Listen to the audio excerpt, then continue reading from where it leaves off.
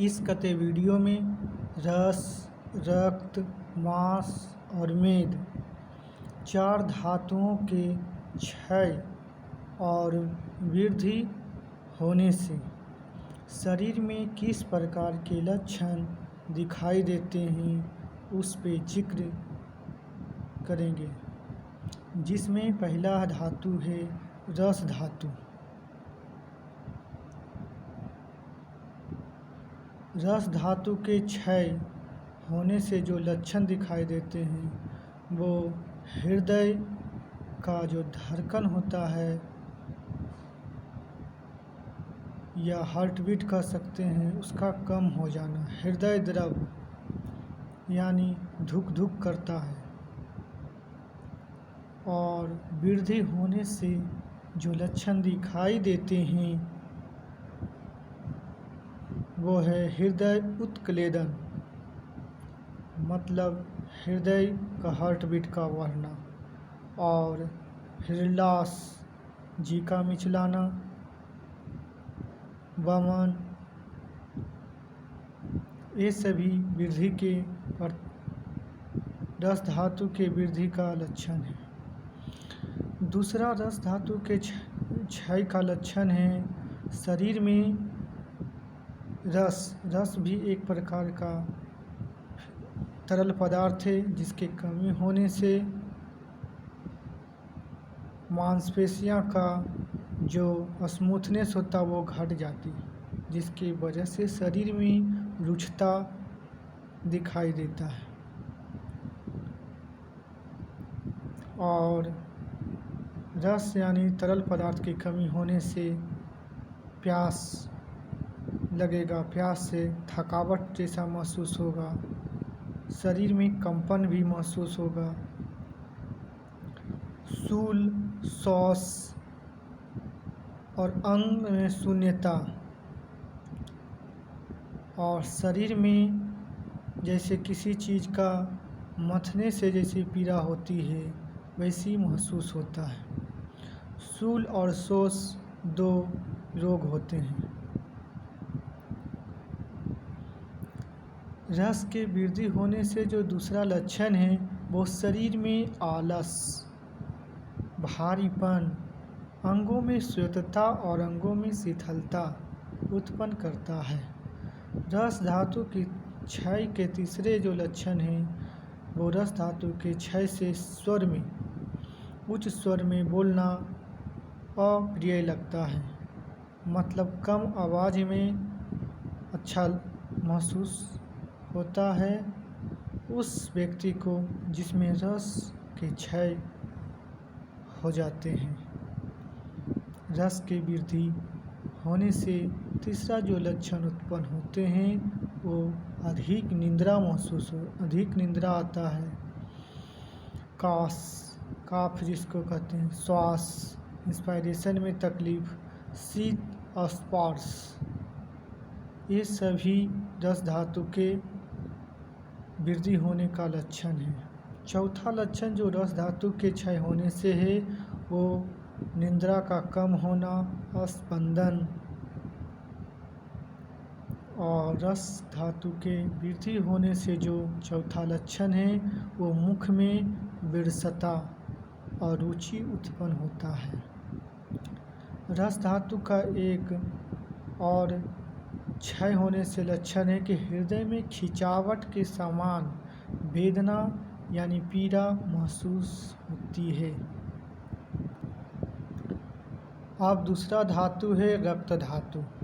रक्त धातु के क्षय और वृद्धि होने से जो लक्षण उत्पन्न होते हैं शरीर में, जिसमें से पहला रक्त क्षय के होने से जो पहला लक्षण उत्पन्न होते हैं वो त्वचा में 3 लक्षण दिखाई देते हैं। त्वचा का परुष, त्वचा का स्फुटित, त्वचा का मल्यान, ये 3 कठोर शब्द। परुष का अर्थ होता है कि त्वचा का कठोर हो जाना, स्फुटित का अर्थ है त्वचा में फटी हुई जैसी दिखाई देना। और म्लान का अर्थ है कि त्वचा मुरझाई हुई दिखाई देना, यानी रुक्ष। और त्वचा का रुक्ष हो जाना। ये चार लक्षण त्वचा में रक्त के क्षय होने से उत्पन्न होता है। रक्त में वृद्धि होने से जो लक्षण उत्पन्न होते हैं उनमें से प्रथम लक्षण है अंगों और नेत्रों में रक्तता, मतलब शरीर के अंग में रक्त जैसा दिखाई देना, रक्त का महसूस दिखाई देना, नेत्रों में लाल रक्त का निशान दिखना, त्वचा और नेत्र और मूत्र में लालिमा उत्पन्न होता है। रक्त के क्षय का दूसरा जो लक्षण है वो कि अम्ल और शीत पदार्थों को खाने का इच्छा उत्पन्न होता है रक्त क्षय होने पर। रक्त वृद्धि होने पर जो दूसरा लक्षण उत्पन्न होता है वो है कि शरीर में ब्लड ट्यूबर या ब्लड कैंसर होना, इसको रक्त गुल्म कहते हैं। और लेप्रोसी जैसी रोग उत्पन्न होना, स्प्लीन डिजॉर्डर यानी प्लीहा में विकार उत्पन्न होना, और पित्त विकार भी रक्त के वृद्धि होने से उत्पन्न होते हैं। एनस में भी सूजन उत्पन्न हो जाता है रक्त के वृद्धि होने से। रक्त के क्षय होने से जो तीसरा लक्षण है वो है मांस, मेद और अस्थि और मज्जा का भी क्षय हो जाता है। मांस, मेद, अस्थि, मज्जा का क्षय क्यों होता है? क्योंकि सभी का उत्पत्ति से रस से रक्त का, मांस का मेद से अस्थि का, अस्थि से मज्जा का होता है। तो अपर का यदि क्षय हो जाए तो आगे जो उत्पन्न होने वाले उससे अन्य धातु है उनमें भी क्षय हो जाता है, यानी उनका भी लक्षण इसमें दिखाई दे सकता है। और रक्त की वृद्धि का तीसरा जो लक्षण है वो है आरबीसी का नंबर में अधिक वृद्धि होना, जिसे पॉलीसाइथेमिया के नाम से जानते हैं। ऐसे ही ब्लड अगर ट्यूबर होगा, ब्लड कैंसर होगा तो ब्लड सेल अधिक डिवीजन होगा तो आरबीसी का नंबर अधिक बढ़ेगा। रक्त के क्षय होने का जो चौथा लक्षण है वो इसमें वायु का वृद्धि होना, वायु का प्रकोप दिखना। और क्षय का पांचवा लक्षण है हाइपोटेंशन होने लगता है, मतलब ब्लड प्रेशर घट जाती है। रक्त के वृद्धि होने से जो चौथा लक्षण है वो इसमें कोमा में भी जा सकता है, मनोरोग हो सकता है, कामला, व्यंग, मंदाग्नि, व्यंग का मतलब कठोर शब्द जैसी उच्चारण करना, मंदाग्नि का मतलब कोमल त्वचा का कोमल हो जाना। और ब्लड प्रेशर की वृद्धि हो जाती है क्योंकि रक्त आरबीसी का नंबर बढ़ेगा, ब्लड में प्रेशर बढ़ेगा तो ब्लड प्रेशर में वृद्धि तो होगा।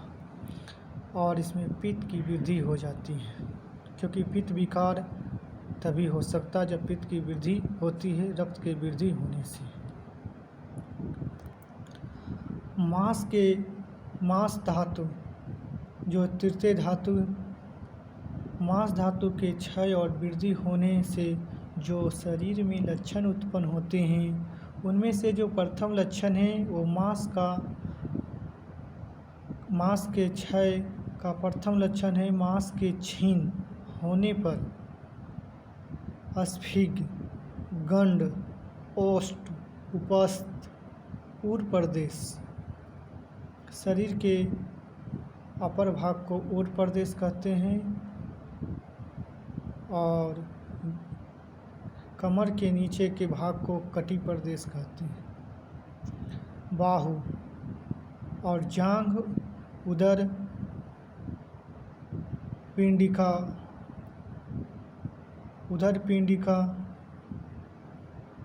और ग्रीवा में शुष्कता आ जाती है।